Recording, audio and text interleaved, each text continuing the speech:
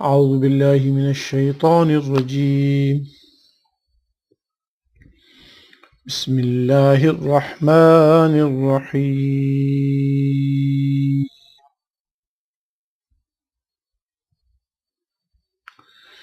فإن رجعك الله إلى طائفة منهم فاستأذنوك للخروج فقل لن تخرجوا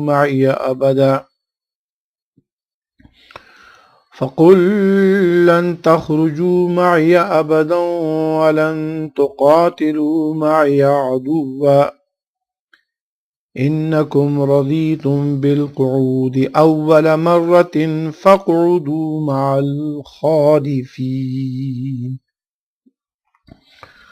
ولا تسل على أحد منهم مات أبدا ولا تقم على قبره إنهم كفروا بالله ورسوله وماتوا وهم فاسقون ولا تعجبك أموالهم وأولادهم إنما يريد الله أن يعذبهم بها في الدنيا وتزهق أنفسهم وهم كافرون وَإِذَا أُنْزِلَتْ سُورَةٌ أَنْ آمِنُوا بِاللَّهِ وَجَاهِدُوا مَعَ رَسُولِهِ اسْتَأْذَنَكَ أُولُو الطَّوْلِ مِنْهُمْ وَقَالُوا ذَرْنَا نَكُنْ مَعَ الْقَاعِدِينَ رَضُوا بِأَنْ يَكُونُوا مَعَ الْخَوَالِفِ وَطُبِعَ عَلَى قُلُوبِهِمْ فهم لا يفقهون لكن الرسول والذين آمنوا معه جاهدوا بأموالهم وأنفسهم وأولئك لهم الخيرات وأولئك هم المفلحون أعد الله لهم جنات تجري من تحتها الأنهار خالدين فيها ذلك الفوز العظيم صدق الله العظيم وصدق رسوله النبي الكريم الأمين ونحن على ذلك لمن الشاهدين والشاكرين والحمد لله رب العالمين. میرے واجب الاحترام بزرگان ملت، برادران اسلام، میری بہن اور بچوں، السلام علیکم ورحمۃ اللہ وبرکاتہ. Today I have recited verse number 83 and onwards from the 9th chapter of the Holy Quran. آج میں نے آپ کے سامنے سورۃ التوبہ کی آیت نمبر 83 اور اس کے آگے کی چند آیتوں کی تلاوت کرنے کی سعادت حاصل کی ہے. ان کا ترجمہ اور مختصر تفسیر سماعت فرمائیں. جیسا کہ آپ جانتے ہیں کہ اس سورۃ توبہ میں گزشتہ کئی دنوں سے مسلسل ایک ہی مضمون ہے، اور وہ ہے منافقوں کی مذمت، اور ان کا اللہ تبارک و تعالیٰ نے ایکسپوز کیا اور ان کی سازشوں کو بے نقاب کیا. اللہ تبارک و تعالیٰ ایکسپوز دوز hypocrites and اللہ تبارک و تعالیٰ is talking about them, how bad those people are who were trying to deceive and who were trying to terrorize the Islamic state of Medina during the time of Muhammad sallallahu alayhi wa sallam. آج کی آیتوں میں بھی مضمون وہی ہے. اللہ تبارک و تعالیٰ ارشاد فرماتے ہیں فَإِن رَجَعَكَ اللَّهُ إِلَىٰ طَائِفَةٍ مِّنْهُمْ، اے محمد صلی اللہ علیہ وسلم، اگر آپ کو اللہ کسی ایسے گروہ کے پاس لے جائے،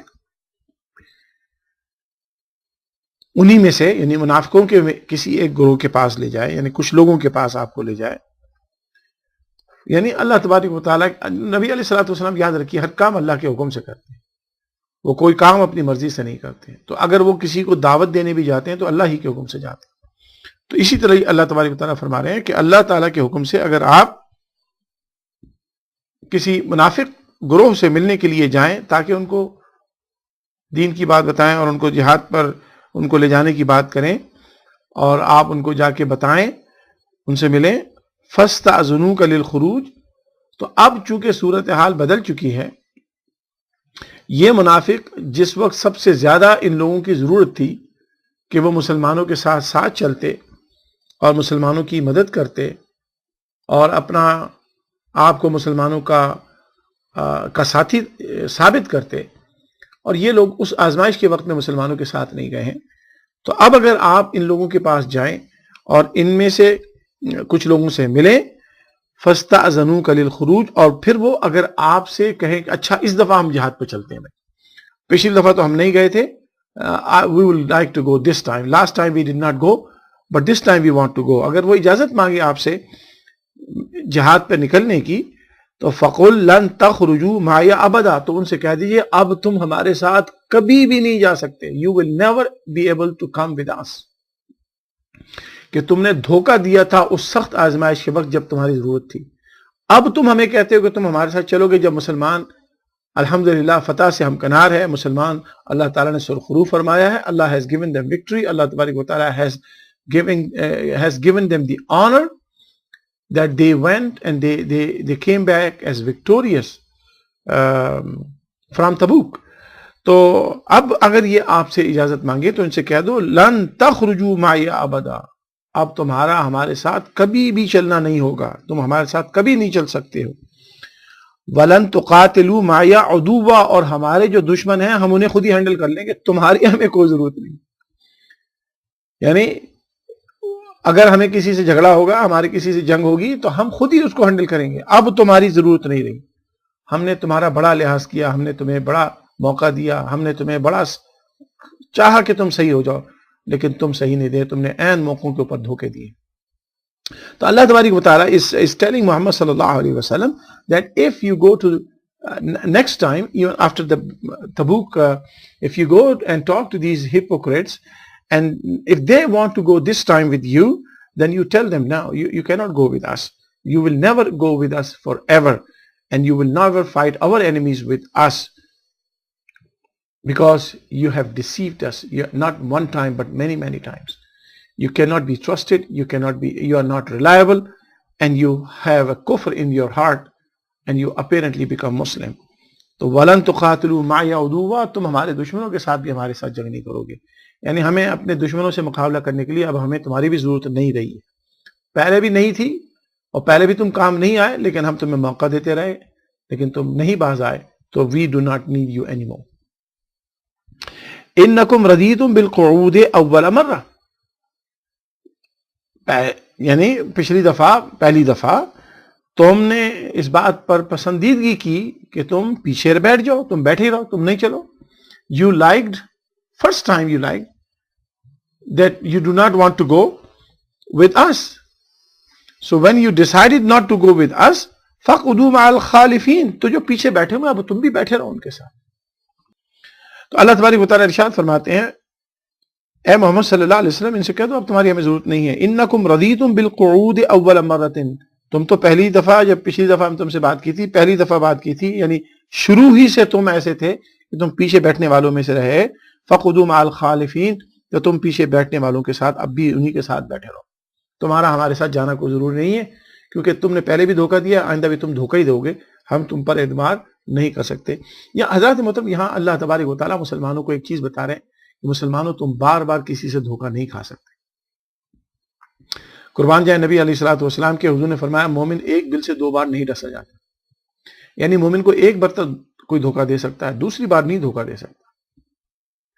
اسی لیے ہمیں اللہ تبارک و تعالیٰ کے فضل و کرم سے اپنے دین پر عمل کر کے وہ اپنے اندر وہ فہم و فراست پیدا کر لینی چاہیے کہ جس کے نتیجے میں انسان دھوکہ کھانے سے بچ جاتا ہے. اللہ تبارک و تعالیٰ نے یہی بات فرمائی کہ بھائی تم نے غزوہ تبوک کے موقع پر ہمارا ساتھ نہیں دیا جب ہمیں سب سے زیادہ ضرورت تھی، اس وقت دھوکہ دیا تھا، اب ہمیں تمہاری ضرورت نہیں ہے، تم پیچھے رہنے والوں کے ساتھ اب بیٹھے ہی رہو، بس اب تمہارا کوئی کام نہیں ہے ہمارے ساتھ. You have nothing to do with us. You want to sit behind, you stay behind. You don't want to go, don't go. You want to go now, but we don't want to take you anymore now. You are on your own. اگلی آیت بڑی توجہ سے سنیے گا، انشاءاللہ اس میں میں تفصیل کے ساتھ ایک اہم مسئلہ آپ کی خدمت میں عقیدہ اہل سنت والجماعت کا بیان کروں گا، کیونکہ بڑے، جیسے کہ آپ کو معلوم ہے، میں ہمیشہ یہ بات کہتا رہتا ہوں کہ مسلمانوں میں اس وقت ایک جو کنفیوژن پیدا کیا گیا ہے، اور جس کے نتیجے میں وہ کنفیوژن پیدا کرنے والے کافی حد تک کامیاب ہو گئے ہیں، ان میں سے ایک کنفیوژن جو ہے وہ قبروں کے بارے میں بھی ہوتا ہے، مزارات کے بارے میں بھی ہوتا ہے۔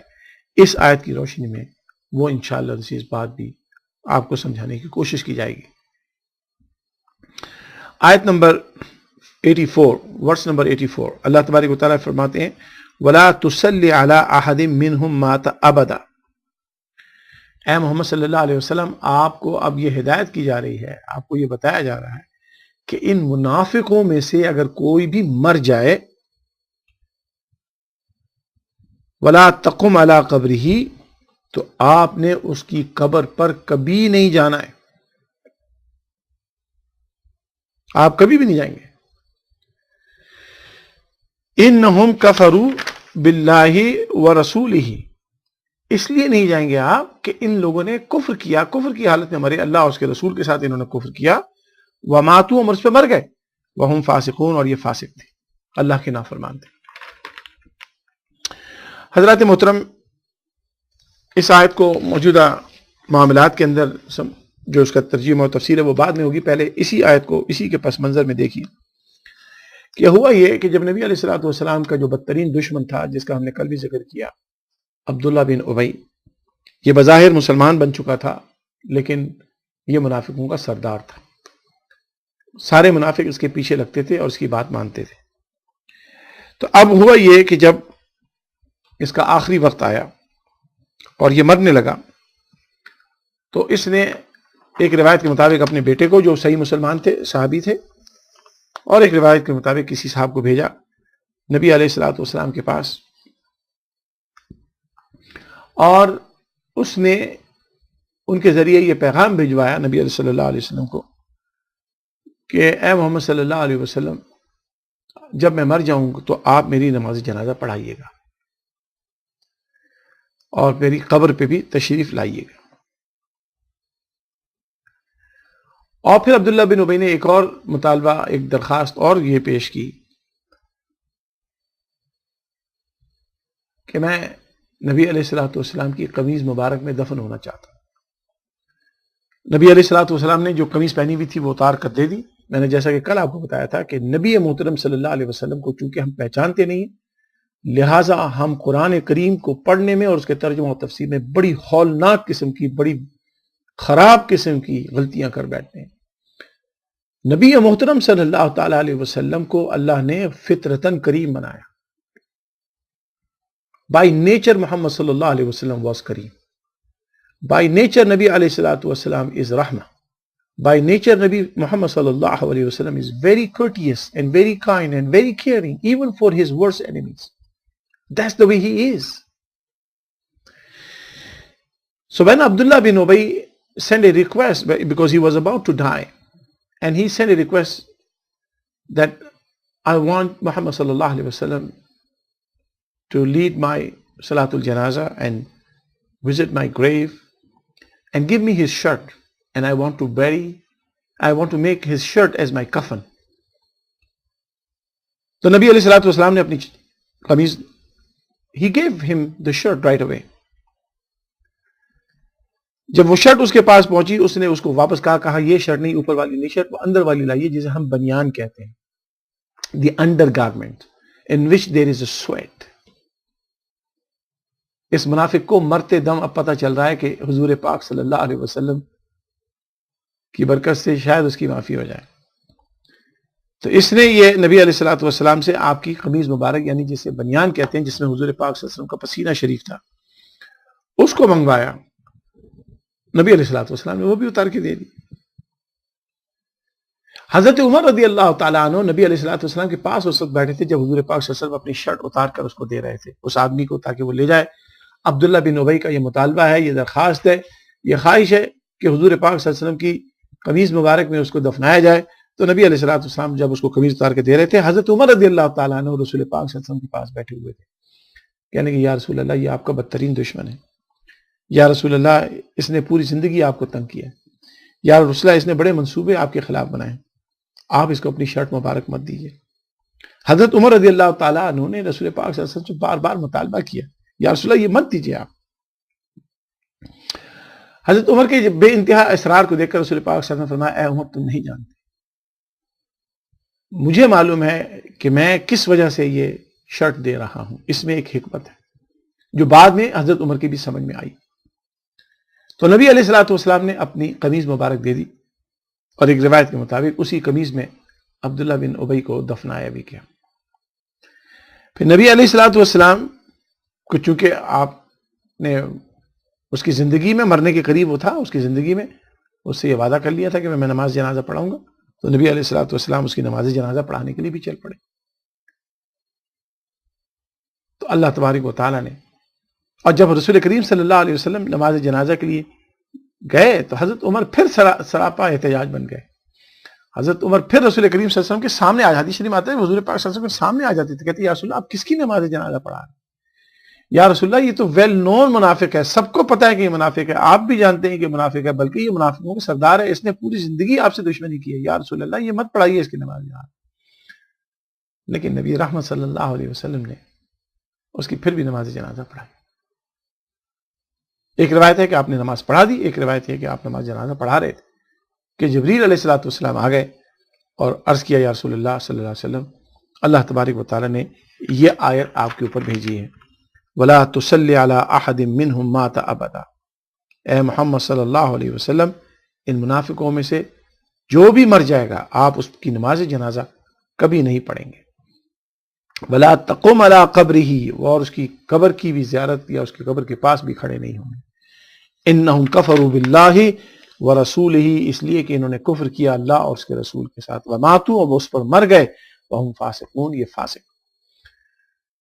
تو جب رسول کریم صلی اللہ تعالی علیہ وسلم کو یہ آیت عطا کی گئی تو اس کے بعد نبی علیہ الصلوۃ والسلام نے پھر یہ مسلمانوں میں بھی قانون ہو گیا کہ کسی غیر مسلم کی نماز جنازہ مسلمان نہیں پڑھتا۔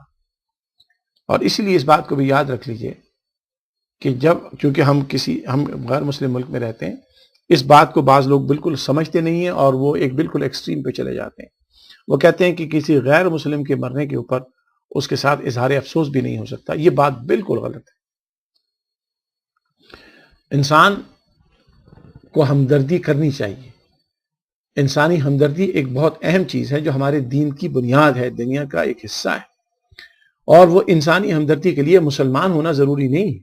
کسی بھی انسان کے ساتھ اس کے نقصان پر اس کے ساتھ اظہار ہمدردی کرنا یہ ہمارے دین کا ایک شعار ہے، اور یہ ایک انسانی فطرت کا تقاضا ہے کہ انسان کسی کی مصیبت پر خوش ہونے کی بجائے اس سے اظہار ہمدردی کرے۔ تو جو لوگ غیر مسلموں کے مرنے کے اوپر ان سے اظہار ہمدردی نہیں کرتے اور اس سے روکتے ہیں، تو یاد رکھیے وہ اسلامی بات نہیں ہے، اس کا اسلام سے تعلق نہیں ہے، وہ غلط بات کرتے ہیں۔ اظہار افسوس کرنا اور دعائے مغفرت کرنا یہ دو الگ الگ چیزیں۔ ہمارے دین میں ایک انسان جو کفر پر مر جائے اس کے لیے دعائے مغفرت نہیں ہوتی، اور اس کی وجہ بھی میں آپ کو بتاتا ہوں کیوں نہیں ہوتی۔ ایک تو بات یہ ہے کہ وہ کفر پہ مرا ہے، دوسری بات یہ ہے اصل میں کہ اسلام میں ٹالرنس بہت ہے۔ اسلام is the most tolerant religion. People think Islam is not a tolerant. I think Islam is the most tolerant religion in the world. There has been no religion as tolerant as Islam. اسلام یہ کہتا ہے کہ جناب جب کسی انسان نے پوری زندگی اسلام کی مخالفت پہ گزاری یا پوری زندگی اسلام کا انکار کیا اور اس پر عمل نہیں کیا، تو اب مرنے کے بعد اس کے لیے اسلامی طریقے سے دعا مانگنا یہ ٹھیک نہیں ہے، کیونکہ وہ تو زندگی بھر اس کی مخالفت کرتا رہا، تو اس کو اسی طرح سے دفنایا جائے جس طرح سے جس مذہب پر وہ تھا۔ تو حضرات محترم، اس میں تو کوئی برائی نہیں ہے، اس میں کوئی نفرت نہیں ہے، اور اس میں کسی قسم کا کوئی تردد نہیں ہے۔ ایک انسان ہے جو مسلمانوں کے عقیدے پر نہیں مانتا اور اس کا مر گیا ہے وہ، تو اس کے لیے دعائے مغفرت مسلمانوں کے طریقے سے کرنا ٹھیک نہیں ہے، کیونکہ وہ تو اس چیز پہ یقین ہی نہیں رکھتا تھا، وہ تو اس چیز کو مانتا ہی نہیں تھا۔ تو اب اسلام یہ کہتا ہے کہ اب اس کے لیے دعائے مغفرت نہیں کر سکتے آپ، لیکن اس کے رفقا سے، اس کے ورثاء سے اظہار ہمدردی کرنا یہ بالکل آپ کر سکتے ہیں کہ بھئی ہمیں بڑا افسوس ہے فلانے صاحب کے انتقال کے اوپر، ہمیں بڑا افسوس ہے کہ آپ کا یہ بڑا لاس ہے، ہمیں بڑا افسوس ہے کہ آپ کی جو تکلیف اور گریوز ہیں، we share your grief and we feel very sorry, اس کے لیے دعائیں مغفرت نہیں کر سکتے، کیونکہ دعائیں مغفرت کا مطلب ہے کہ آپ اللہ کی بارگاہ میں اس سے دعا کریں، اور اللہ نے فرمایا کہ جو کفر پر مر گیا ہو وہ چونکہ زندگی بھر اسلام کے خلاف رہا اور اسلامی احکامات پر یقین ہی نہیں رکھتا تھا، لہٰذا اب مسلمانوں کو بھی چاہیے کہ وہ اس کے مرنے کے بعد اسلامی طریقے سے اس کے لیے نہ کوئی دعائے مغفرت کریں، نہ اس کے لیے اللہ تعالیٰ کی بارگاہ میں کوئی دعا کریں، اس لیے کہ اس مرنے والے کا ان چیزوں پر یقین ہی نہیں تھا، اور ہمیں اس چیز کی رسپیکٹ کرنی چاہیے اور اس کے لیے کچھ ایسی دعا نہیں کرنی چاہیے۔ مسلمانوں کے اندر بھی بعض ایسے لوگ ہیں، آپ کو معلوم ہونا چاہیے، میں نے خود دیکھے ہیں ایسے لوگ جو کسی کے مرنے کے بعد دعائے مغفرت کے قائل ہی نہیں ہیں، حالانکہ یہ مسلمانوں کا عقیدہ ہی نہیں ہے، لیکن بہرحال وہ لوگ اپنے آپ کو مسلمان بھی کہتے ہیں، نماز مسلمانوں کی طرح پڑھتے ہیں، اور وہ کہتے ہیں کہ نہیں، مرنے والا مر گیا، اس کا اعمال نامہ اس کے ساتھ چلا گیا، اب آپ کی کسی چیز کا اس کو فائدہ نہیں۔ یہ کافروں کا عقیدہ ہے، مسلمانوں کا نہیں۔ مسلمان کے لیے دعائے مغفرت کرنا ضروری ہے، مسلمان کے لیے دعائے مغفرت کرنا اللہ کا حکم ہے، مسلمان کے لیے اس کی نماز جنازہ پڑھنا، یہ one of the rights of a believer is that when he dies or she dies, his نماز جنازہ اور ہر نماز جنازہ has to be performed by the Muslim community of that town۔ اگر نماز جنازہ کا فائدہ نہیں ہوتا تو پھر نماز جنازہ پڑھنے کی ضرورت بھی نہیں ہے۔ معلوم یہ ہوگا کہ نماز جنازہ کا فائدہ نماز مردہ کو ہوتا ہے، جبھی اس کے لیے نماز جنازہ پڑھی جاتی ہے۔ نماز جنازہ مردے کے لیے، یاد رکھیے۔ جب آپ سعودی عرب جاتے ہیں اور بیت اللہ شریف میں نماز ہوتی ہے جنازے کی، تو کیا کہا جاتا ہے؟ الصلاۃ علی الرجل یرحمکم اللہ، الصلاۃ علی المرأۃ یرحمکم اللہ، یعنی نماز جنازہ اس مرد اور اس عورت کے اوپر ہے کہ جس کو جو مر گیا ہے اس کی نماز جنازہ پڑھی جا رہی ہے۔ تو نماز جنازہ کا فائدہ اسی کو ہوتا ہے۔ اس لیے کافر کی ہم نماز جنازہ اس لیے نہیں پڑھتے کہ اس کا فائدہ اس کو نہیں ہو سکتا، اس لیے کہ جس کا وہ زندگی بھر انکار کرتا رہا ہے، مرنے کے بعد اب اس کو اس چیز کا فائدہ نہیں ہوگا جس کا وہ زندگی بھر انکار کرتا رہا ہے۔ لہٰذا وہ مسلمان، اب میں مسلمانوں کی بات کرتا ہوں، کافروں کی بات نہیں ہو رہی، اب مسلمانوں کی بات ہو رہی ہے۔ وہ مسلمان جو اپنے آپ کو مسلمان کہتا ہے اور وہ یہ سمجھتا ہے کہ مرنے کے بعد کسی کی دعا سے فائدہ نہیں ہوتا، اس کے لیے بھی دعائے مغفرت نہیں کرنی چاہیے، کیونکہ زندگی بھر وہ اس کا عقیدہ یہ رہا کہ مرنے والے کے اعمال نامہ اس کے ساتھ چلا جاتا ہے تو اس کے لیے دعائے مغفرت سے اس کو کوئی فائدہ نہیں ہوتا۔ وہ زندگی بھر اس چیز پہ یقین کرتا رہا، تو ہمیں اس کا احترام کرنا چاہیے اور اس کے لیے نہ دعائے مغفرت کرنی چاہیے، نہ ایصال ثواب کرنا چاہیے۔ لیٹ ہم بی ود اللہ سبحانہ و تعالیٰ اینڈ اللہ ول جج ہم۔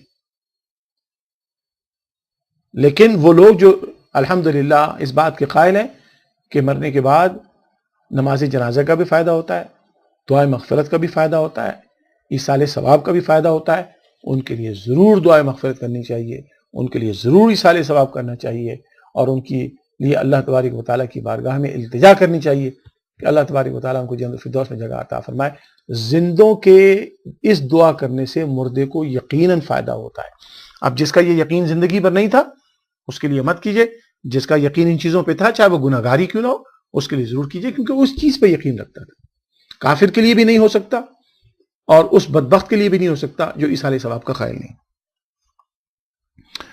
اچھا، اب یہاں سے ایک جو دوسری بات میں آپ کو سمجھانا چاہتا ہوں وہ یہ ہے، یہاں ہندوستان میں، پاکستان میں کیا بلکہ پوری دنیا میں اب یہ چل پڑا ہے، سعودی عرب سے یہ بیماری مسلمانوں میں آئی ہے کہ کہتے ہیں جناب کسی کی قبر پہ جانے کا کوئی فائدہ نہیں اور قبروں پہ نہیں جانا چاہیے۔ حضرات محترم، اگر یہ مسلمانوں کا عقیدہ ہوتا تو نبی علیہ الصلوۃ والسلام کو خصوصاً کافر کی قبر پہ جانے سے روکا نہ جاتا، جبکہ ہر کسی کی قبر پہ جانے سے منع ہے، تو خاص طور پہ کافر کی قبر پہ جانے سے کیوں منع کیا گیا؟ کافر کی قبر پہ اس لیے جانے سے منع کیا گیا کہ مسلمان کی قبر پہ جاتے ہیں، کافر کی قبر پہ نہیں جاتے ہیں۔ تو اس آیت سے ثابت ہوتا ہے کہ کافر کے لیے دعائے مغفرت بھی نہیں ہوتی ہے اور کافر کی قبر کی زیارت بھی نہیں ہوتی ہے، اس کے برعکس مسلمان کے لیے دعائے مغفرت بھی ہوتی ہے اور مسلمان مومن کی قبر کی زیارت بھی ہوتی ہے۔ جو لوگ یہ کہتے ہیں کہ قبروں کی زیارت نہیں کرنی چاہیے، یاد رکھیے وہ مسلمانوں کے عقیدے پر نہیں ہیں، اس معاملے میں کم از کم۔ نبی علیہ الصلوۃ والسلام کی حدیث ہے، بخاری شریف کی بھی ہے، مسلم شریف کی بھی ہے اور دوسری حدیث کی کتابوں میں بھی۔ نبی علیہ الصلوۃ والسلام فرمایا کہ میں نے شروع میں تمہیں منع کیا تھا کہ قبروں کی زیارت مت کرو، لیکن اب میں تمہیں اجازت دیتا ہوں اور میں تمہیں حکم دیتا ہوں کہ تم جاؤ اور قبروں کی زیارت کرو، کیونکہ اس میں تمہیں اپنے مستقبل کا خود احساس ہوگا اور اس کے نتیجے کے اندر تم اللہ تبارک و تعالیٰ کی بارگاہ میں دعائے مغفرت کرو گے ان لوگوں کے لیے جو دنیا سے رخصت ہو چکے ہیں۔ یہی وجہ ہے کہ حدیث کی ہر کتاب میں، بخاری شریف سے لے کر نسائی شریف تک، ابن ماجہ اور داؤد اور ترمذی، مسلم شریف، سب حدیث کی کتابوں میں، ہر حدیث کی کتاب میں باب زیارت القبور ایک چیپٹر ہوتا ہے جس میں وہ تمام احادیث موجود ہیں جو قبرستان کے آداب کے متعلق. باب زیارت القبور ہر حدیث کی کتابوں میں ملے گا. اس سے معلوم یہ ہوتا ہے کہ نبی علیہ الصلوۃ والسلام نے خود قبرستان کے یا قبروں کی زیارت کے آداب بتائے ہیں. آج بھی اگر آپ سعودی عرب چلے جائیں جہاں پر ان چیزوں کو بہت فورس کے ساتھ روکا جاتا ہے، آج بھی جنت البقیع میں جیسے ہی آپ داخل ہوں گے، رائٹ سائڈ میں ایک بہت بڑا سا بورڈ ہے جس میں مختلف زبانوں میں وہ دعا لکھی گئی ہے جو نبی علیہ الصلوۃ والسلام نے حکم دی کہ جب آپ قبرستان میں جائیں تو کون سی دعا پڑھیں، اور وہ دعا موجود ہے. تو اگر قبرستان کے اندر جانے کی ضرورت ہی نہیں ہے، مردوں کی قبروں کی زیارت، مسلمان مردوں کی قبروں کی زیارت کی ضرورت نہیں ہے، تو نبی علیہ الصلوۃ والسلام کو یہ دعا بھی بتانے کی ضرورت نہیں ہے. بلکہ قربان جائیں اس نبی رحمت صلی اللہ علیہ وسلم کے کہ آپ نے ایسی جامع دعا عطا فرمائی کہ جب تم قبرستان میں جاؤ تو کیا کہو؟ السلام علیکم یا اہل القبور. آپ نبی صلی اللہ علیہ وسلم نے فرمایا کہ قبر والوں کو سلام کرو. حضرات محترم، یہ مسلمانوں کے قبرستان کے آداب ہیں، اور مسلمان کبھی بھی کسی ایسی چیز کو سلام نہیں کرتا کہ جس کے سلام کرنے کا جس کو سلام کیا جا رہا ہو نہ اس کو فائدہ ہو اور سلام کرنے والے کو بھی فائدہ نہ ہو. ہمارے دین میں کوئی چیز بے فائدہ نہیں ہے، ہمارے دین میں کوئی چیز بے مقصد نہیں ہے، ہمارے دین میں کوئی حکم باطل نہیں ہے، ہمارے دین میں کوئی حکم غیر ضروری نہیں ہے. ہر چیز جو نبی علیہ الصلوۃ والسلام نے بتائی اس کا ایک مقصد ہے، اس کا ایک پرپز ہے، اور اس کا ایک حکم ہے. لہٰذا نبی علیہ الصلوۃ والسلام کا قبرستان میں جا کر اس کے آداب بتانا، کیسے تم نے داخل ہونا ہے، کیا تم نے وہاں کہنا ہے. ہمارے نبی علیہ الصلوۃ والسلام نے بتایا کہ قبرستان میں جب جاؤ، اور یہ بات مسلمانوں کی قبروں کی ہو رہی ہے، تو یاد رکھو قبر پہ بیٹھنا نہیں ہے، قبر کے اوپر نہیں بیٹھنا، قبر کے اوپر پھلانگنا نہیں ہے، قبر کے اوپر پیشاب نہیں کرنا ہے. اگر قبر کی کوئی اہمیت نہیں ہوتی، وہ سب مٹی ہو گیا، تو حضرات محترم مٹی جو مٹی ہوگی تو مٹی کے تو آداب نہیں بتائے جاتے کہ اس کے اوپر سے پھلانگنا نہیں، اس کے اوپر بیٹھنا نہیں. حضرات اسی لیے کہ قبر کی ایک اہمیت ہے اور قبر کا ایک اسٹیٹس ہے، اور خاص طور پہ مومن کی قبر ایک بڑی مبارک جگہ ہے. نبی محترم صلی اللہ علیہ وسلم کو کافر کی قبر پہ جانے سے روکا گیا. یہ اس بات کا ثبوت ہے کہ مومن کی قبر پہ جانے کا حکم اللہ تبارک و تعالیٰ کے رسول صلی اللہ علیہ وسلم نے عطا فرمایا. اس آیت کی روشنی میں پتہ چلتا ہے کہ قبروں کی زیارت کرنی چاہیے. یہ مسلمانوں کا شعار ہے، مسلمانوں کا طریقہ ہے. It is the sign of a Muslim. It is the tradition of Islam that we go and visit cemeteries in order to remind ourselves that this is also our future. In order to remind us that we will be one day buried inside the earth. So we should live a good life on earth. So when we die and we face Allah subhanahu wa ta'ala, we should be in a good position with Allah subhanahu wa ta'ala. Similarly, when we go and visit the mazarat of awliya kiram, or mazarat is nothing but graves. But since those people have spent their entire life for the sake of Allah subhanahu wa ta'ala, they struggle with their wealth, they struggle with their life, with their time, with their energy, everything for Allah subhanahu wa ta'ala.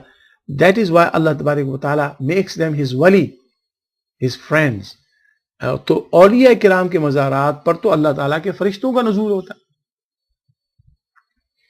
تو جہاں پر فرشتے آئیں وہاں پر مومن کا، مسلمان کا ہونا، اور کتنی سعادت کی بات ہے، کتنی برکت کی بات ہے. اللہ کی رحمت کے فرشتے ہوتے ہیں. رسول کریم صلی اللہ تعالیٰ علیہ وسلم کی بارہا حدیثیں ہیں. نبی رحمت صلی اللہ علیہ وسلم فرمایا کہ اللہ تبارک و تعالیٰ نے فرشتے مخصوص کر رکھے ہیں جو میری قبر کی زیارت کے لیے آتے ہیں.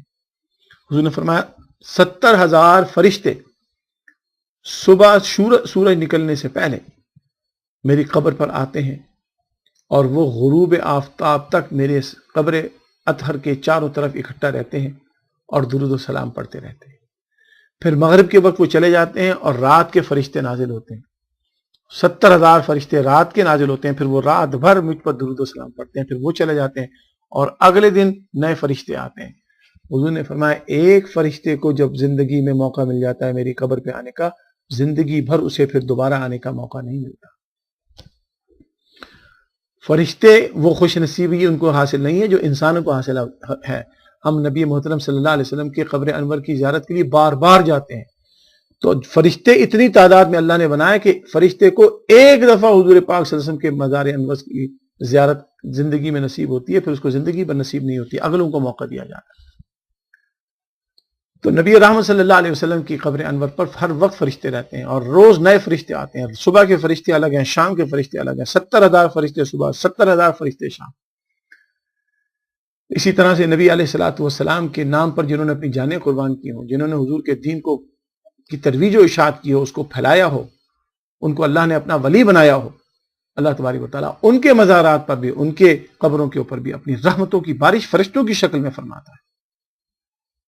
تو وہاں جانا, وہاں بیٹھنا, وہاں مراقبہ کرنا, وہاں دعائے مغفرت کرنا, وہاں اللہ تبارک و تعالیٰ کی بارگاہ میں اپنے لیے بھی اس بزرگ کے وسیلے سے دعائیں کرنا اللہ کی بارگاہ میں, یاد رکھیے بڑی سعادت کی بات. عام قبرستان میں جائیں تو انسان کو اپنے مستقبل کی فکر ہو کہ میرا بھی یہی انجام ہے, مجھے بھی یہاں آنا ہے, مجھے بھی اس مٹی کے نیچے دفن ہونا ہے, میرا بھی مستقبل یہی ہے. اور اللہ سے اپنے لیے دعائیں مغفرت مانگے, ان کی دعائیں مغفرت مانگے جو قبروں میں دفن ہے پہلے سے. تو آپ اس چیز کو سمجھ لیں کہ قبروں پہ جانے کی جو لوگ مذمت کر, ہاں قبروں پہ جانے کے آداب ہیں. ان آداب کو جو ملحوظ خاطر نہیں رکھے گا, چاہے وہ قبرستان پہ جائے یا مومن کی مزار پہ جائے اور وہاں جا کے غیر شرعی کام کرے, تو یاد رکھیے اس سے زیادہ بدقسمت کوئی انسان نہیں ہے, اس سے بڑا گناہگار کوئی انسان نہیں. قبروں پہ جانے کے آداب یاد رکھیے. میں نے چند آداب تو آپ کو بتایا رسول کریم صلی اللہ علیہ وسلم کے حکم کے مطابق, اور چند آداب جو ہیں وہ ہمیں اور بھی سمجھنے چاہیے. رسول کریم صلی اللہ علیہ وسلم کی حدیث ہے, حضور نے فرمایا, دیکھو ان لوگوں پر حضور نے لعنت فرمائی ہے جنہوں نے مذہبی لوگوں کے مزارات کو یعنی ان کی قبروں کو سجدہ گاہ بنا لیا. ہم اللہ کے نیک ولیوں کے مزارات کو سجدہ نہیں کرتے, یاد رکھیے بالکل نہیں کرتے. ہم صرف سجدہ اللہ تعالیٰ کو کرتے ہیں. تو جو لوگ جاہل قسم کے لوگ ہوتے ہیں, پڑھے لکھے لوگ نہیں ہوتے, انہیں پتہ ہی نہیں ہوتا اور ان کو جاہل بھی رکھا جاتا ہے بعض اوقات, تو ہم کو ایسے لوگوں کو روکنا چاہیے جو مزارات پہ جا کے قبروں کو سجدہ کرتے ہیں. قبر کو سجدہ نہیں, کسی انسان کو سجدہ, زندہ کو سجدہ نہیں ہے تو مردوں کو سجدہ کہاں سے ہو جائے. سجدہ صرف اللہ تبارک و تعالیٰ کو, صرف اللہ تبارک و تعالیٰ. کسی انسان کو سجدہ کرنے کی کسی انسان کو کسی چیز کو بھی اجازت نہیں. وہاں جو مزارات کے اوپر ڈھول تماشے ہوتے ہیں بالکل حرام ہے, یاد رکھیے. یہ توہین ہے اس اللہ کے ولی کی جو اس قبر میں دفن ہے اور اس کے مزار کو انہوں نے کھیل تماشے کی جگہ بنا رکھا. یاد رکھیے ہم کو کسی صورت میں اس چیز کی اجازت نہیں دینی چاہیے. مزارات کے اوپر وہ جا کے لوگ جو طواف کرتے ہیں قبر کا, یاد رکھیے یہ بھی بالکل ناجائز ہے. قبر کے طواف کی وہاں بیٹھیے, آپ خالی دعا پڑھیے, قرآن کریم کی تلاوت کیجیے, اپنے لیے دعائیں مغفرت کیجیے, کعبے کی طرف منہ کر کے نفل نماز پڑھیے. نبی علیہ الصلوۃ والسلام جنت البقیع کے قبرستان میں جاتے تھے. حضور پاک صلی اللہ علیہ وسلم اس قبرستان میں جا کے کیا کرتے تھے؟ نماز پڑھتے تھے, نفل پڑھتے تھے. تمام احادیث کی کتابیں دیکھ لی, جب بھی رسول پاک صلی اللہ علیہ وسلم بقیع کے قبرستان میں گئے وہاں آپ دعا کرتے ہوئے پائے گئے یا اللہ کی عبادت کرتے ہوئے پائے گئے. تو مزارات پر قبر کے پاس دعا کرنا, مغفرت کی دعا کرنا, اس میں کوئی حرج نہیں, اور وہاں بیٹھ کے اللہ کی عبادت کرنا کوئی حرج نہیں, رسول پاک کی سنت سے ثابت. اب آپ یہ اس تو قبروں کے اوپر جو ڈھول تماشے ہوتے ہیں, دھمال ہوتا ہے, یاد یہ سب حرام ہے. جو اس کو کرتا ہے وہ گناہگار, جو اس کو کرواتا ہے وہ اس سے بڑا گناہگار, جو اس کو سپورٹ کرتا ہے وہ بدترین گناہگار. بزرگان دین کے مزارات نہ سجدہ گاہ ہے, بزرگان دین کے مزارات نہ کھیل تماشے کی جگہ ہے. بزرگان دین کے مزارات اللہ تعالیٰ کی رحمت کے نزول کی جگہ ہے. وہاں بیٹھ کر اللہ کی عبادت کرنا اور اپنی دعائیں مغفرت کرنا, بزرگ کو ایصال ثواب کرنا, اس کے علاوہ اور کوئی چیز نہیں. ایک اور بات جو قبر کے حوالے سے میں بتاؤں, اکثر لوگ پوچھتے ہیں کہ قبرستان کی یا قبر کی زیارت کے لیے عورتوں کے معاملے میں کیا حکم ہے. یاد رکھیے کہ نبی علیہ الصلوۃ والسلام نے عورتوں کو جنازے کے جلوس کے ساتھ جانے کی اجازت نہیں دی. لہٰذا ہماری مسلمانوں کی ایک ٹریڈیشن ہے کہ جب جنازہ جاتا ہے تو اس میں صرف مرد جاتے ہیں. دفنانے کے وقت صرف مرد ہوتے ہیں، عورتیں نہیں ہوتی. اور اس کی کیا وجوہات ہیں؟ بعض لوگ کہتے ہیں عورتوں کے دل پتلے ہوتے ہیں، چھوٹے ہوتے ہیں، کمزور ہوتے ہیں. میں ان چیزوں کو نہیں مانتا ہوں. بس میں یہ کہتا ہوں کہ رسول پاک نے منع کیا، بس آپ اس کو رسول کریم صلی اللہ علیہ وسلم کو چونکہ اللہ کا رسول مانتے ہیں، ان کے اس حکم کے سامنے اپنے سر تسلیم خم کر لیجیے. لیکن دفنانے کے بعد قبر کی زیارت کرنے کے لیے عورتیں جا سکتی ہیں. وہ لوگ جو عورتوں کو قبرستان جانے سے روکتے ہیں وہ بالکل غلط کرتے ہیں، اس لیے کہ احادیث سے سیدہ عائشہ صدیقہ رضی اللہ تعالی عنہا کے عمل سے ثابت ہوتا ہے کہ عورتیں قبرستان جا سکتی ہیں. ہاں، لازمی طور پر عورت کو بے حیا بن کر، خوب سارا میک اپ کر کے، خراب سے کپڑے پہن کر قبرستان نہیں جانا چاہیے. اور آئی تھنک کہ کوئی عورت ایسا کرتی بھی نہیں. عورتیں جب قبرستان میں جائیں تو پوری طرح سے حجاب کر کے جائیں اور میک اپ بالکل نہ کر کے جائیں، بلکہ کوشش کریں کہ وہاں پر جب جائیں تو جتنا زیادہ سادگی کے ساتھ جا سکتی ہوں، پورے حجاب کے ساتھ جا سکتی ہوں، اس طرح سے جائیں اور وہاں جا کے دعائیں مغفرت کریں اور آ جائیں. سیدہ عائشہ صدیقہ رضی اللہ تعالی عنہا بارہا نبی علیہ الصلوۃ والسلام کو جب رات ان کے بستر پر نہیں پاتی تھی تو رسول پاک صلی اللہ علیہ وسلم کو ڈھونڈتے ہوئے کہاں جاتی تھی؟ جنت البقیع کے قبرستان. اگر عورتوں کا قبرستان جانا منع ہوتا تو حضرت عائشہ صدیقہ تو گھس نہیں سکتی تھی قبرستان کے اندر، لیکن وہ گئی رسول پاک صلی اللہ علیہ وسلم کو تلاش کرتے ہوئے. دیکھا رسول پاک صلی اللہ علیہ وسلم بقیع کے قبرستان میں بیٹھے ہوئے عبادت کر رہے ہیں. تو اس سے ثابت ہوتا ہے کہ عورتیں قبرستان جا سکتی ہیں. دوسری اور اہم چیز یہ ہے کہ حضرت عائشہ صدیقہ رضی اللہ تعالی عنہا خود فرماتی ہیں کہ جب نبی علیہ الصلوۃ والسلام کو میرے حجرے میں دفن کر دیا گیا، اور آپ کو معلوم ہے کہ نبی علیہ الصلوۃ والسلام سیدہ عائشہ صدیقہ رضی اللہ تعالی عنہا کے کمرے میں دفن ہے، تو جب حضور کریم صلی اللہ علیہ وسلم کو وہاں تدفین ہو گئی تو میں اس کمرے کی صفائی کے لیے جاتی تھی جس کمرے میں نبی علیہ الصلوۃ والسلام کی قبر انور موجود ہے. صفائی کے لیے جب میں جاتی تھی تو میں حجاب لیے بغیر جاتی تھی، اس لیے کہ رسول کریم صلی اللہ علیہ وسلم سے میرا کوئی پردہ نہیں. آپ نے غور کیا؟ حضرت عائشہ فرماتی ہے میں بغیر حجاب کے جاتی تھی. اگر ان کا خدا نخواستہ یہ عقیدہ ہوتا کہ حضور پاک صلی اللہ علیہ وسلم اعوذ باللہ خاکم بدہن ایسے مر گئے جیسے کوئی بے جان چیز ہوتی ہے، تو حضرات محترم بے جان چیز کے سامنے حجاب لینا نہ لینا برابر ہے. ان کا تو عقیدہ یہ ہے کہ حضور پاک صلی اللہ علیہ وسلم دیکھ رہے ہیں، اسی لیے میں بغیر حجاب کے جاتی تھی کہ میرے اپنے شوہر سے کوئی پردہ نہیں. کاش مسلمان اس چیز کو سمجھے. حضرت عائشہ کی یہ تعریف ضرور کرتے ہیں، حضرت عائشہ کی حدیثیں بھی سناتے ہیں، لیکن حضرت عائشہ کے عقیدے کو نہیں اپناتے.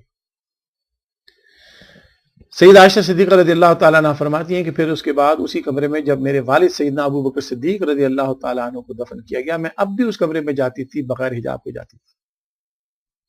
ان کا یہ بھی عقیدہ ہے خالی مصطفیٰ صلی اللہ علیہ وسلم مجھے نہیں دیکھ رہے، میرے ابا بھی مجھے دیکھ رہے ہیں، ابو بکر صدیق رضی اللہ تعالیٰ. تو اب میں ان کے سامنے جاتی تھی بغیر حجاب کے، کیونکہ حضرت ابو بکر میرے والد ہیں، والد سے بھی حجاب نہیں ہے، شوہر سے بھی حجاب نہیں ہے.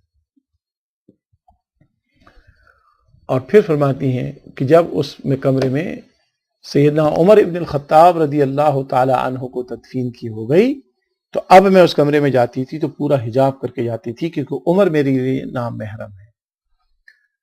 تو اگر حضرت عمر اعوذ باللہ ایسے ہی ہیں جیسے مردار ہوتا ہے جس کو کوئی شعور نہیں ہوتا دیکھنے کا، تو حضرت عائشہ کا یہ کہنا کہ میں اب حجاب کر کے جاتی ہوں فضول ہے. لیکن حضرت عائشہ کا یہ عقیدہ ہے کہ حضرت عمر مجھے دیکھ رہے ہیں جبھی وہ حجاب کر کے جاتی. تو مسلمانوں کو یہ عقیدہ نہیں ہوتا کہ اہل اللہ مرنے کے بعد مٹی ہو جاتے ہیں، اہل اللہ مرنے کے بعد ایسے مردہ ہوتے ہیں جیسے بے جان چیزیں ہوتی ہیں.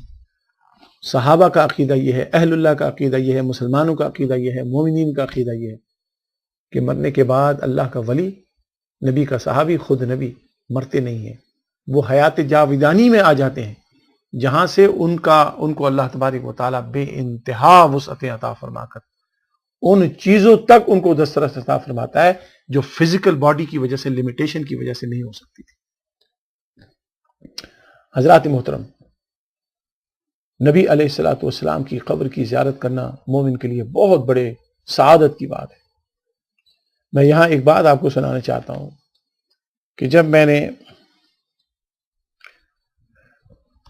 دوسرا حج کیا تو اتفاق سے ہم مدینہ شریف میں اپنے ساتھیوں کے ساتھ ایک سعودی بھائی کے گھر ٹھہرے، اور یہ ہمارے سعودی بھائی شیخ الحدیث جامع الازہر کے پڑھے ہوئے تھے۔ He was P H D in Hadith, ان کے پاس پی ایچ ڈی ڈگری تھی حدیث میں۔ آپ ایک طرح سے کہہ سکتے ہیں جیسے محدث ہوتا ہے، ماسٹر آف حدیث۔ اب یہ انسان، اتنے قابل انسان جنہوں نے حدیث میں پی ایچ ڈی کیے ہو، اور سعودی عرب میں مدینہ شریف کے شہر میں رہتے ہوں، میں بھی ان کے گھر میں تھا اپنے چند ساتھیوں کے ساتھ، ان کے اپنے کچھ عزیز ساؤتھ افریقہ سے آئے، عورتیں تھیں۔ مجھے یہ واقعہ بعد میں ہمارے ایک ساتھی نے بتایا، جن کی وائف اور میری وائف بھی وہاں پر عورتوں میں موجود تھی۔ تو جب ہمارے میزبان کی کچھ مہمان خواتین ساؤتھ افریقہ سے آئیں، اور آنے کے بعد انہوں نے ان سے کہا کہ ہم، چونکہ عورتیں تھیں وہ، انہوں نے کہا کہ ہمیں نبی علیہ الصلوۃ والسلام کی مزار انور کی زیارت کے لیے مسجد نبوی جانا ہے۔ تو اب یہ اتنے بڑے مولانا صاحب جن کے پاس پی ایچ ڈی حدیث میں، ان کو عورتوں کو کہتے ہیں نہیں تم گھر میں نماز پڑھ، تمہیں مسجد نبوی جانے کی ضرورت نہیں۔ کہنے کہ بھائی ہم تو مسجد نبوی کی زیارت کے لیے آئے۔ کہا نہیں، گھر میں پڑھ لو۔ کہا اگر ہمیں گھر میں پڑھنا ہوتا تو ساؤتھ افریقہ سے ہم سعودی عرب کیوں آتے؟ جب انہوں نے اصرار کیا تو انہوں نے کہا اچھا تم چلے جاؤ، لیکن یہ نیت یہ کرو کہ تم مسجد نبوی میں نماز پڑھنے کے لیے جا رہی ہو، رسول پاک صلی اللہ علیہ وسلم کی قبر انور کی زیارت کی نیت مت کرو۔ یہ بندہ شیخ الحدیث، پی ایچ ڈی حدیث میں، اور یہ ان کو مت دے رہا ہے عورتوں کو۔ اب آپ کیا کہیں گے اس کو؟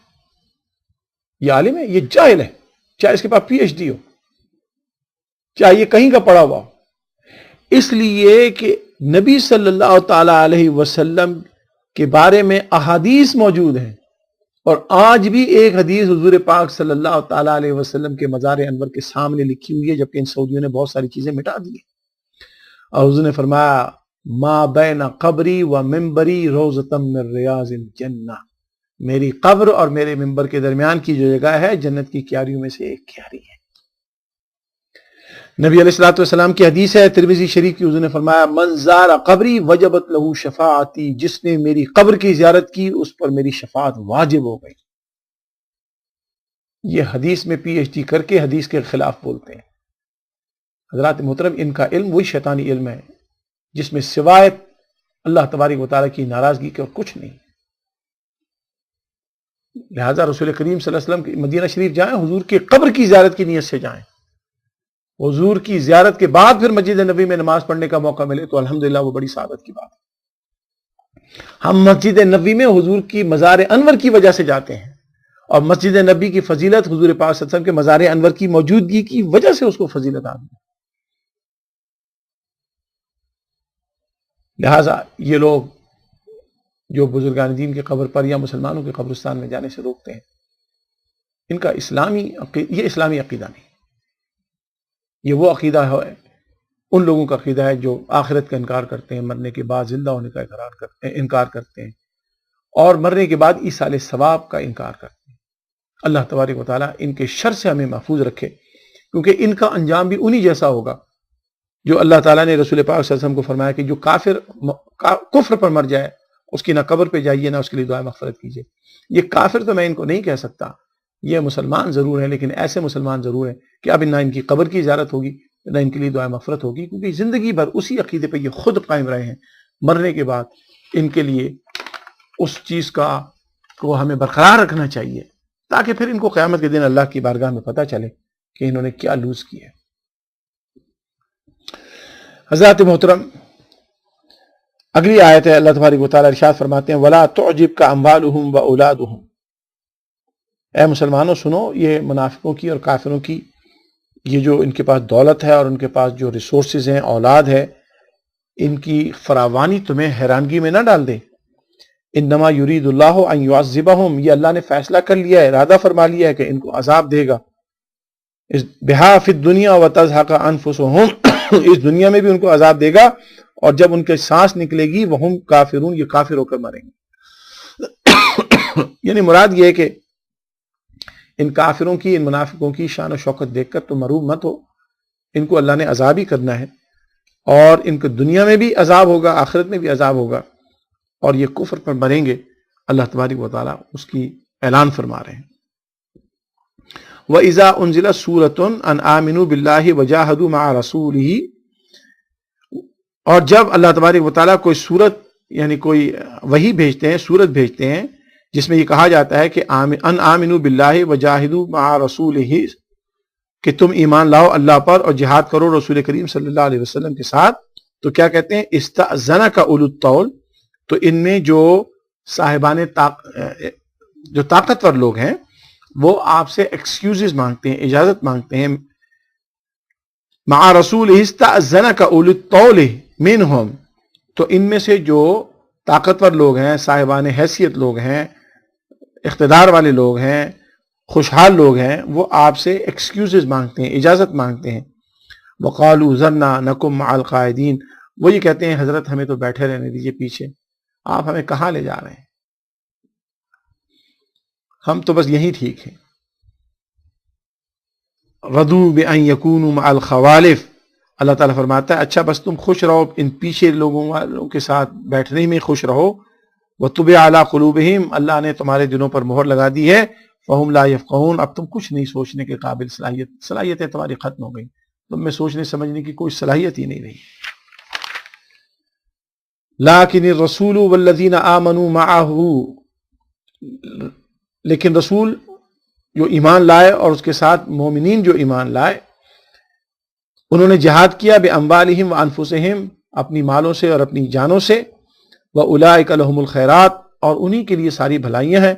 وَأُولَٰئِكَ هُمُ الْمُفْلِحُونَ، اور یہی لوگ فلاح پانے والے ہیں۔ أَعَدَّ اللَّهُ لَهُمْ جَنَّاتٍ تَجْرِي مِن تَحْتِهَا الْأَنْهَارُ خَالِدِينَ فِيهَا، اللہ نے ان سے وعدہ کر رکھا ہے اس جنت کا جس کے نیچے پانی کی نہریں بہتی ہیں، خالدین فیہا، اور اس میں یہ ہمیشہ رہیں گے۔ ذَلِكَ الْفَوْزُ الْعَظِيمُ، جو ان کے لیے بہت بڑی کامیابی ہے، بہت بڑی سرفرازی۔ حضرات محترم، یہ آج الحمدللہ ہم نے آیت نمبر 89 تک کا ترجمہ و تفسیر مکمل کر لیا۔ کل انشاءاللہ اگلے پیر کو، کیونکہ یہ درس قرآن جو ہوتا ہے یہ 3 دن درس قرآن ہے، پیر، منگل، بدھ، ان 3 دنوں میں الحمدللہ ہم سورہ توبہ کا درس کرتے ہیں اور اس کو سمجھنے کی کوشش کرتے ہیں۔ میں آپ سے درخواست کرتا ہوں جتنے لوگ بھی دیکھ رہے ہیں کہ آپ پلیز اس کو اپنے دوسرے ساتھیوں میں متعارف کرائیے تاکہ وہ ان دروس سے فائدہ حاصل کر سکیں۔ روزانہ الحمدللہ کیلگری کے ٹائم کے مطابق 8 سے 9 اور ٹورانٹو ٹائم کے مطابق 10 بجے سے 11 بجے تک یہ درس قرآن ہے۔ پیر، منگل، بدھ ہم سورہ توبہ کا درس کرتے ہیں، جمعرات کو تصوف کا درس ہوتا ہے، اور جمعے کو مدینہ سینٹر جو کیلگری میں ہے وہاں جو درس ہوتا ہے اسی کو ہم اسٹریمنگ اس کی کرتے ہیں، اور آج کل جمعے کا جو درس ہے وہ سورہ یونس کا درس ہے۔ اللہ تبارک و تعالی ہمیں قرآن کریم کو سمجھ کر پڑھنے کے بعد اس پر عمل کی توفیق عطا فرمائے۔ وصلی اللہ تعالی علی حبیبہ محمد وعلی آلہ واصحابہ واہل بیتہ اجمعین برحمتک یا ارحم الراحمین۔ عزیزان محترم، سمیہ زمان نے ٹورانٹو سے ایک سوال پوچھا ہے۔ سوال تو بہت لمبا ہے، اس مختصر سے وقت میں انشاءاللہ میں اختصار کے ساتھ بتاؤں گا، اور چونکہ اس میں کچھ ایسی سینسیٹیو چیزیں ہیں جو انسان بتائے تو ہو سکتا ہے کہ بعض لوگوں کو ناگوار گزرے، تو انشاءاللہ ایسے جو سوالات ہوتے ہیں اس میں جتنا میں بتا سکتا ہوں وہ میں آپ کو بتا دوں گا، اور پھر باقی بات انشاءاللہ میں سوال کرنے والے کو براہ راست فون پر یا ملاقات جب ہو تو اس میں تفصیل سے بتا دیتا ہوں۔ So Sumaya has asked a question from Toronto, and I will try to answer as much as I can, and rest of the thing that I could not cover or will not cover live on internet, I will talk to her on the phone, or I will explain to her when inshallah I will go to Toronto for my dars program. Assalamu alaikum. Can you please explain the concept of Matam that the Shia do on the day of Ashura? Do they do because they feel responsible, repentance, or it is their way of expressing grief? Because we are Ahl Sunnat wal Jamaat. And we believe that Sayyidina Imam Hussain radiyallahu ta'ala an and all his family, those who died in the battle of Karbala, they are all martyrs. They are all shaheed. In fact, we should not be even using the word died. Allah Tabarak wa Ta'ala has forbidden Muslims to call them dead people. In fact, Allah Tabarak wa Ta'ala says, وَلَا تَحْسَبَنَّ الَّذِينَ, don't even think, don't even imagine that they are dead. So we should not be using the word died for them. They are martyrs. And Allah Tabarak wa Ta'ala says, all these martyrs are alive in the sight of Allah Subhanahu wa Ta'ala. And Allah Tabarak wa Ta'ala says, I feed them. Yurzaqoon. Allah says they eat, they are fed. What kind of food they are receiving? They know and Allah knows. And Allah Tabarak wa Ta'ala says they are very happy with me. So when, yes, it is a sad moment when a person gives his life, and in biology terms, in a humanity terms, that person dies. But at the same time, as a believer, as a mu'min, as a Muslim, we know that when a person gives his or her life for Allah subhanahu wa ta'ala, then you are with Allah subhanahu wa ta'ala in a better place. And you are a living person forever. वो इंसान हमेशा जिंदा रहता है, उसको फिर मौत नहीं आती. लिहाजा जो जिंदा होते हैं और जिनको अल्लाह की कुर्बत हासिल हो जाती है, और शहीद होना एक बड़ा एजाज है अल्लाह की बारगाह में, तो हम किसी का मातम नहीं करते. अहले सुन्नत वल जमात. यकीनन अफसोस जरूर होता है, ग्रीफ जरूर होनी चाहिए. we definitely grieve. We definitely feel sad and sorrow how people treated the family of Rasulullah sallallahu alaihi wasallam. How huge injustice was carried out against them by the army of Yazid. So definitely there is a grief, there is a sorrow, there is some sadness. But matam, according to Ahl Sunnat wal Jamaat, is forbidden in Islam. Nabi sallallahu ta'ala alayhi wa sallam ne वावेला करने से मना फरमाया. He has forbidden to hit yourself, to hit your face or body in grief of somebody's death. I'm not saying that we should not be we should not be feeling grief on the events of Karbala. We definitely feel, but we should not be hitting, cutting, those kind of things. In Ahl Sunnah wal Jamaat, it is not allowed. In fact, in Ahl Sunnah wal Jamaat, it is called haram. It is haram. It is forbidden. Yes, I know our Shia brothers and sisters, they do these things. That's their belief, not our belief. Now, since Sumaya was saying why they do this thing, you should be asking them why they do this thing. For us, it is wrong. How should we be remembering the martyrdom of events of Karbala? Is by reminding ourselves who is Imam Hussain, who is the family of Rasulullah, what they did, what was their contribution, why they died, why they were martyred, why they gave their lives. And we should follow them. They should become our model and heroes. But we should not be doing matam, because it does not benefit us at all. What benefits us? To follow Sayyidina Imam Hussain radiyallahu ta'ala. What benefits us? To do what Imam Hussain loved to do.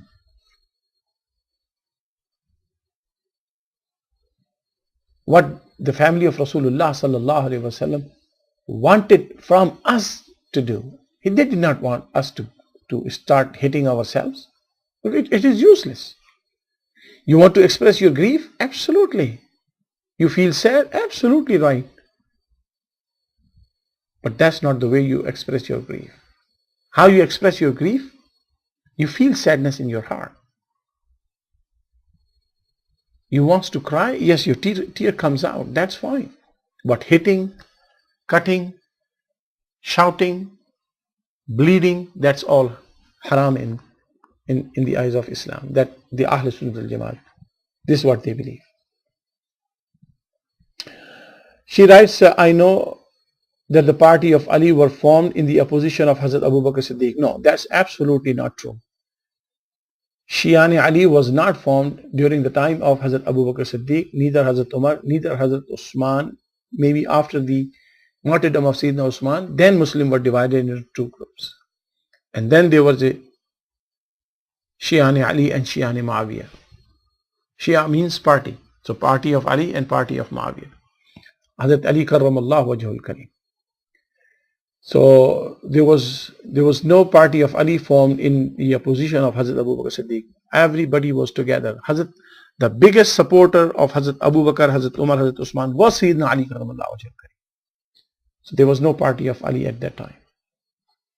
Yes, we know we have a difference of opinion and difference of beliefs in terms of Sahaba. As Ahl Sunnah wal Jamaat, we believe that every Sahabi of Rasulullah sallallahu alaihi wasallam deserve our respect.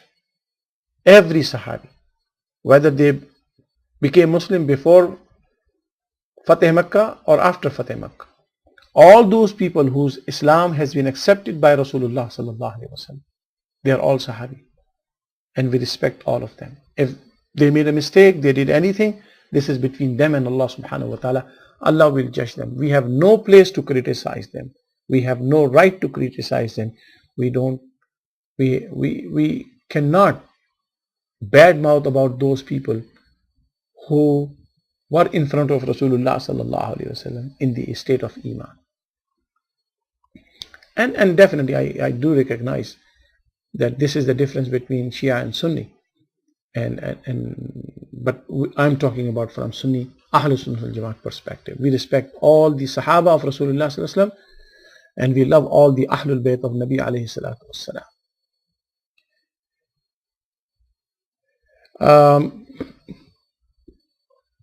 There are differences in practices. Yes, the difference between Shia and Sunni started from the after the martyrdom of Sayyidina Usman radiallahu ta'ala. But that difference was a political difference. It was not a theological difference. It was not a religious difference. There were two groups. One is Ali, dusra Hazrat Muawiyah. And then after the martyrdom of Sayyidina Ali karramallahu wajhul kareem, these differences were become wider and wider. And over the centuries, these differences became very, very wide. They became the difference of jurisprudence. They became difference of aqidah, as well as difference in many, many things. So unfortunately, in the beginning, everybody was praying the same way. I asked a simple question. How is it possible that in front of Rasulullah sallallahu alaihi wasallam, or even after Rasulullah sallallahu alaihi wasallam, some people were praying like their hands were tied, and some people were praying their hands are open. Everybody was praying in the same way. People later on made these differences and divided the Muslims. There was no difference between Shia and Sunni initially. It was purely a political difference. And then later on it became a very wide difference in terms of not only politics but also in terms of religion as well. May Allah forgive our sin, give us the guidance, and show us the path that Allah showed us through Quran and through the life of Rasulullah sallallahu alaihi wasallam. I cannot believe that Imam Hussain radiallahu ta'ala an, that he gave all his sacrifice in the battle of Karbala, gave his life and his family's life for a reason that we are dwelling on those reasons today. Imam Hussain died only for the pleasure of Allah subhanahu wa ta'ala, to protect the deen of Allah subhanahu wa ta'ala. Nothing else. There was no Shia Sunni. People made it later on. wa akhiru da'wana anil hamdulillahi rabbil alamin. अगर आपका question हो तो आप ज़रूर मुझे question भेजिए और इंशाअल्लाह मैं आपको जवाब देने की कोशिश करूंगा. ईमेल के ज़रिए आप क्वेश्चन भेज सकते हैं contact@islamicsupremecouncil.com.